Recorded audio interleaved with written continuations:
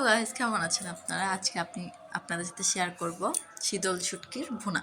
প্রথমে একটা ফ্রাইং প্যানে নিয়ে নিলাম, সেখানে হচ্ছে যে পেঁয়াজ কুচি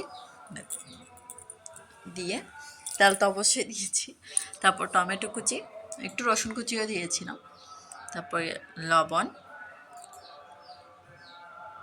মশলার গুঁড়া, তারপর হচ্ছে হলুদ গুঁড়া, তারপর হচ্ছে মরিচ। যেহেতু একটু ঝাল করবো এই জন্য একটু বেশি মরিচ দিয়েছি।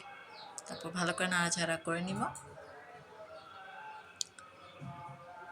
সবগুলো মিক্স করে নিব। টমেটোগুলো একটু ভেঙে দিচ্ছিলাম, তবে একটু সামান্য পানি দিয়েছি যাতে মশলাটা পুড়ে না যায়। তারপর ভালো করে নাড়াচাড়া করে এখন একটু ঢাকনা দিয়ে দিব 2 মিনিট।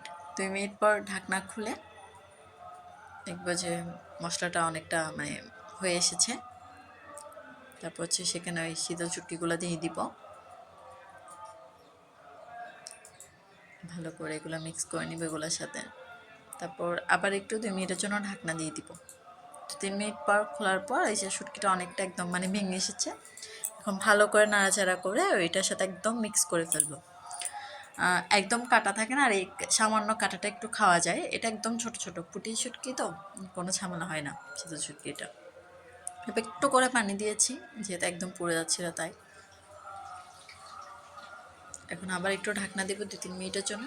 2-3 মিনিট পর ঢাকনা খুলে এই তো রেডি হয়ে গেল আমাদের শীতল শুটকির ভুনা। গরম গরম ভাতের সাথে তো খুব মজা লেগেছে। আপনারা অবশ্যই একবার ট্রাই করবেন, আর আপনাদের কেমন লেগেছে অবশ্যই জানাবেন। আজকে এই পর্যন্ত, টাটা।